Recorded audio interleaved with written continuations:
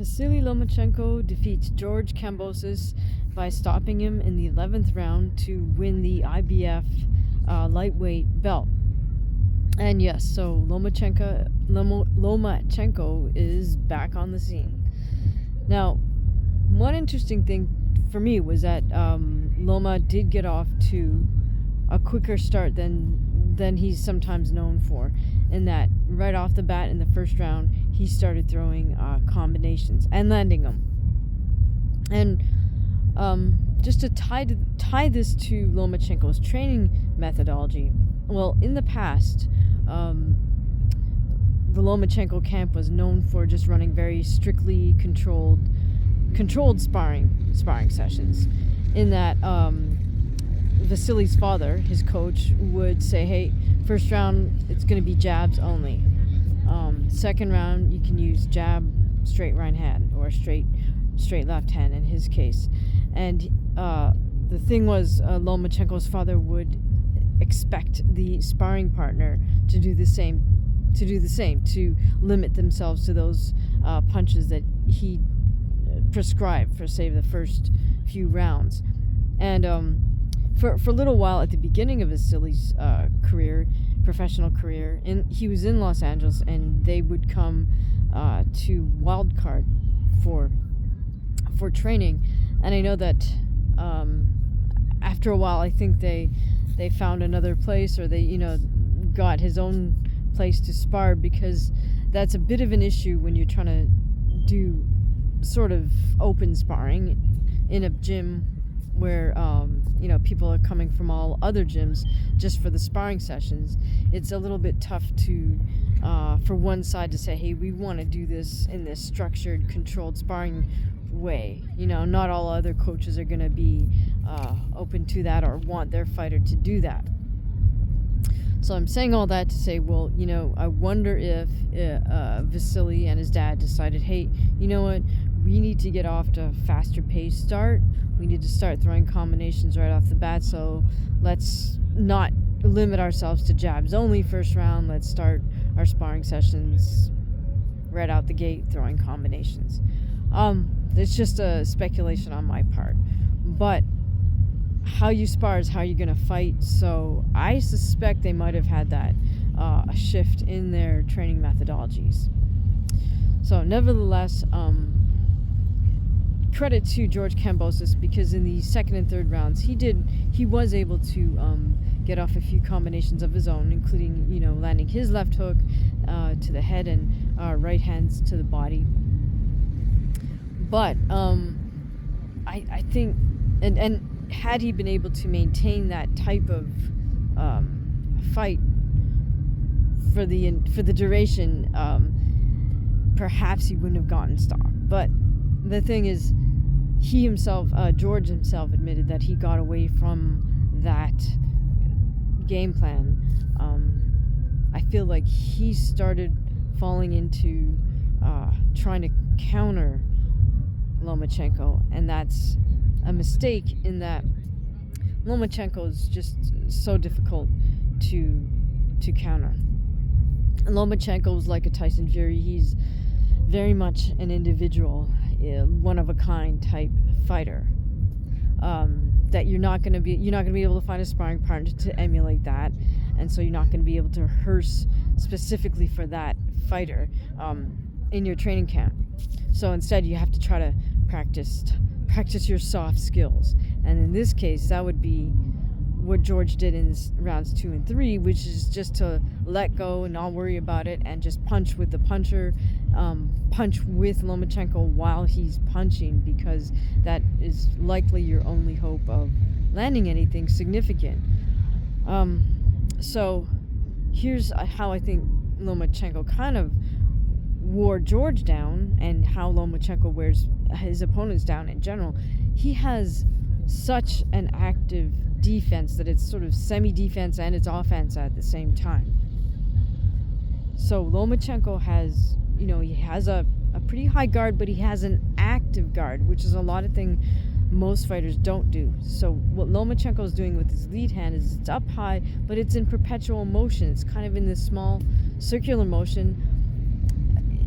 but it's meaningful because he can use that motion to turn into a parry. He can use that motion to morph into his jab, or even an uppercut, but you don't know what he's about to do. And on top of his lead hands moving, or his guard hands moving, he's also moving his head. He's breaking at his torso to bring his head off the center line to either side. He's also level changing, going up and down. So by this constant perpetual motion in his defensive guard and defensive stance, that plus his footwork, taking these small steps in and out or side to side, it's a lot of motion, it's a lot to keep track of, and it's a way to kind of mentally overload his opponent, or at least keep them constantly guessing. There's no way it's very difficult for you to predict what he's about to do next. I sort of feel like even though George had some success with punching with the puncher in the second and third, it makes for not a pretty fight, right? And you sort of feel like you're out of control, and then you also know that you're open to getting countered in those exchanges. And so I feel like George kind of drew back a little bit starting in the fourth round, and like just tried to be almost too cerebral about it and try to time Lomachenko, or try to punch in between Lomachenko's punches, or maybe even try to set him up. But I don't think that was the best approach, but it's easy to say from outside because I'm not the one facing Lomachenko. So effectively the rest of the fight I felt from the fourth onward, Vasyl just took over, not dramatically, but just consistently took over the fight all through the middle rounds, just constantly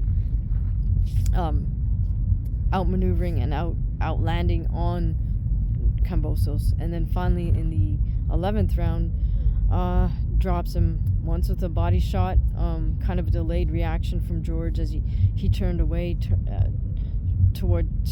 face the ropes and take a knee. He beat the count on that, and then got back up to his feet, but Lomachenko was right on him, and then proceeded to land to the head and again to the body, with George in the corner. And George kind of crumpled to his knees again, and just as the ref waved the fight off, Kambosos' corner also threw in the towel. So they know that George would go on, and no matter what, and he's a true warrior. So it's fair that his corner decided to stop the fight, as well as the referee. But all credit to both George Kambosos for putting up a tough fight, and to Vasyl Lomachenko for kind of for working through whatever he had to put in the work to step in the ring and put on a great performance. Vasyl did say before the fight that it was his dad that convinced him to even do this comeback, and that he was maybe ready to retire, but his dad told him, no, you need to do another run. And I bet his father's probably right in the long run. His father knows how life plays out, and that his son might 20 years from now his son might regret not going for it one more time at a title run at lightweight, when Vasyl's dad knows full well what his son is capable of, and what he's developed his son to become from day one. So nobody knows Vasyl and Vasyl's capabilities better than his father.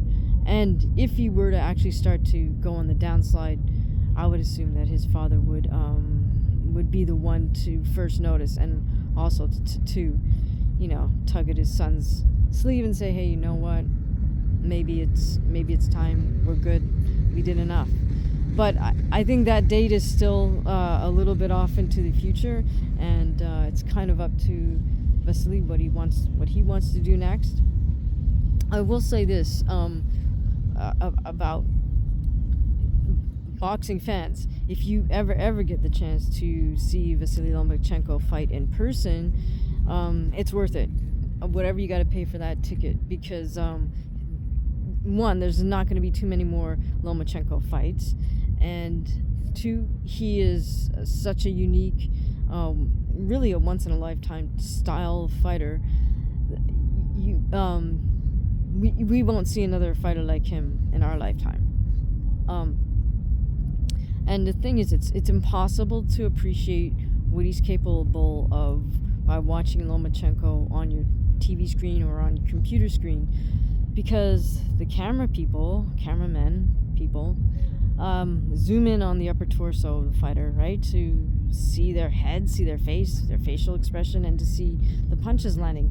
But in order to truly appreciate what Vasyl Lomachenko is capable of, you need to see the whole you need to see the whole ring and the full physique of both fighters to understand how Vasyl controls his motion and the motion of the other fighter, and how Vasyl just so artistically moves around his opponent and moves his opponent and himself around the ring.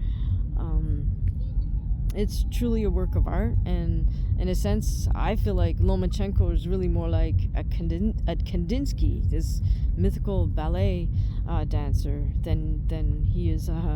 I could liken him to another fighter. He's a one-off. So, yeah, if you ever get the chance to go to a Lomachenko fight in person, I encourage you to do that. So, what would you like to see next for George Kambosos? What would you like to see next for Vasyl Lomachenko? What did you think of the fight? Let me know what you thought in the comments below.